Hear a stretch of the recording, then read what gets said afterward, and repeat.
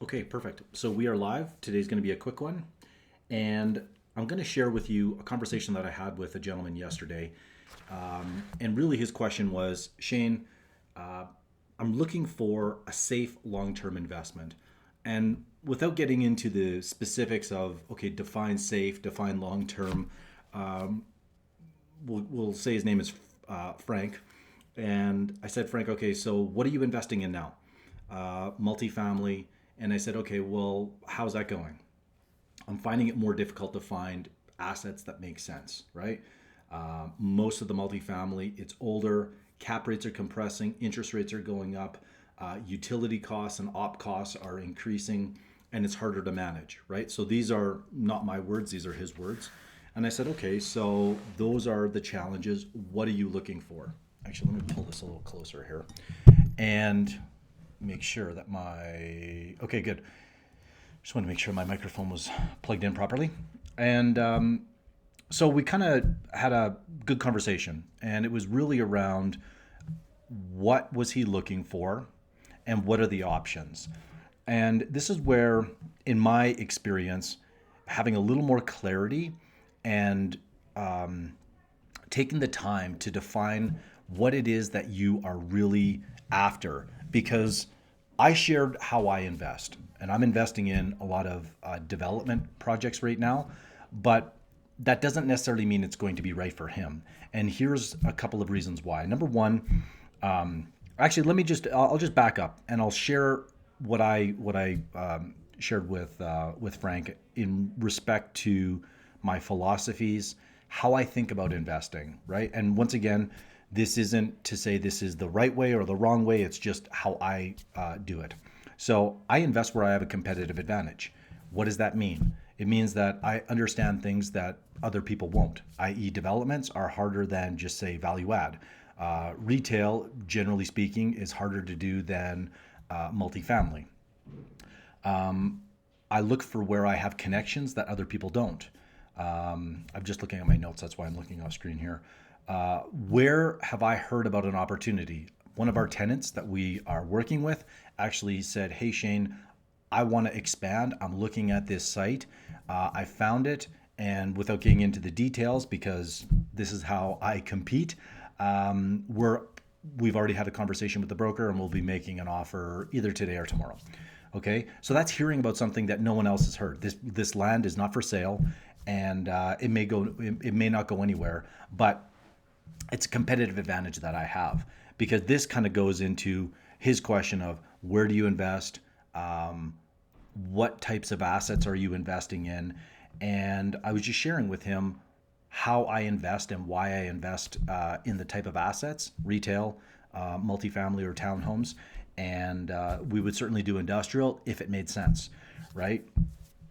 So once we stopped talking about the things that I'm doing and we kind of flipped over to what Frank was looking for, I said, okay, well, just tell me what it is that, what are you, what do you want to get out of this kind of quick call that we're having right now? And he said, well, I'm looking at an industrial building. I said, okay. I said, I like industrial. What is it about this industrial property that you have a question on? He said, the first question was, do you like industrial? Yes, I like industrial. And I said, well, what kind of industrial? Because that's very broad. There's small bay, there's distribution, there's, cross dock, flex, R&D. And so I said, like, what kind of industrial are we talking about? Small bay industrial. Okay, perfect. How big is small bay and what does that mean? Well, I'm actually looking at buying an industrial condo, about 3,000 square feet. I said, all right, why would you buy an industrial condo? And this kind of goes back to what he's looking for, which is a safe long-term investment. And I said, okay, well, it really depends on what are your return expectations. And he said, well, I'm in the GTA, or actually he's in Vancouver, and he's looking at just what's happened over the past 5 years or 10 years, right? The market just keeps on growing and growing. Cap rates are getting tighter and rental rates have grown. And I said, I'll just tell you my personal opinion. That is not how I would invest.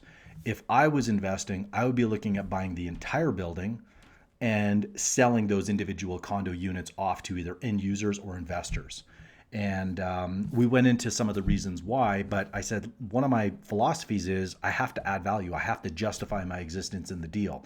And just going and buying a 3,000 square foot condo at a 3 cap because the hope is that it's going to continue to appreciate into the future, that to me is like hoping, right? There's probably a lot of data that would support that it will continue to go up in value, but I have no way to influence that outcome.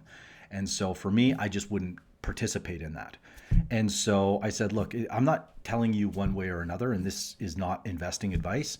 I just think it's important to step back and really analyze and assess, does this make sense for you? Is this going to work in terms of what are your expectations, right? If you're looking for 10% cash on cash returns, how is that going to be achieved through purchasing this industrial condo? The other thing that I'm not as big of a fan on, if you're just an investor, look, I think industrial condos are great if you are an owner user. If you are actually going to utilize that space, then I think it makes a lot of sense. But if you're an investor, you just don't have as much control, right? Because you're part of a condo board, and that condo board is going to dictate a lot of the things that go on. And so for me, I'd rather have more control than less control. So just a couple of things to kind of think about. Let me just see here. Yeah, I think I'm going to wrap it up here pretty quick. The point of the story is, once again, not to say that my way of investing is the right way, right? I focus on value add and development for specific reasons, but that's also because I'm a full-time investor. Now, I should mention that this gentleman I was talking to, he was essentially a full-time investor. So he had time on his hands. And so I said, okay, you've got time. It sounds like you have money, right? Now we're just talking about the resources that he has available to him. I said, what are the relationships that you have right now? Because depending on where you fit into the world of commercial real estate, because it is a relationship-driven game, maybe you can plug in different areas and leverage either the capital you have, the amount of time that you have. Maybe you find out about an opportunity that someone else hasn't heard about. You bring in someone else. But at the end of the day, I'm always looking for that kind of competitive advantage, and being able to leverage that and push it in your direction, if you will, right? So that's all I really had. Hopefully this is helpful. In the future, I'm actually going to be, there's a couple of things I'm going to be testing, and we'll see how that goes. Just had a really good conversation with one of the gentlemen that I've been coaching for a while, and we're talking about doing, having a co-host on, right? So this is obviously, just a Facebook Live where I just share some of the ideas and thoughts. I've got a couple of really good interviews coming up, and into the future, I'd like to have a little bit more dialogue versus just into a camera, because it's challenging at times to know whether or not this is interesting and helpful. I thought that this conversation would be helpful because I know at the end of the call, the fellow that I was talking to was very happy because he now had a little bit more clarity. And I know clarity kind of gets thrown around a lot, but when you're investing, I think clarity is probably the hardest thing most investors struggle with. It's very easy to look at properties. It's easy to go out and tour them. But, and maybe I just say this because it's the hardest thing for me. And that is, like, why am I spending time on this deal, right? Oftentimes, it's easy to go down the rabbit hole of pursuing, deals because we're deal junkies, especially if you're an investor. But if that doesn't really align with the big objectives that you've set for yourself, you can spend a lot of time spinning your wheels. So hopefully that helps. Once again, if you have any questions or things that you'd like me to touch on that I don't focus on very often, then if you're on Facebook or YouTube and you're watching this, then just put the comments below. Say, hey, Shane, I'd like to hear more about X, Y, and Z, industrial, retail, development, raising capital, finding deals, talking to brokers, debt, whatever it happens to be. And the more specific, the better, because then I can obviously tailor the answer and the conversations to relate to that. So that's it. Have a great day. We'll see you next week. Bye for now.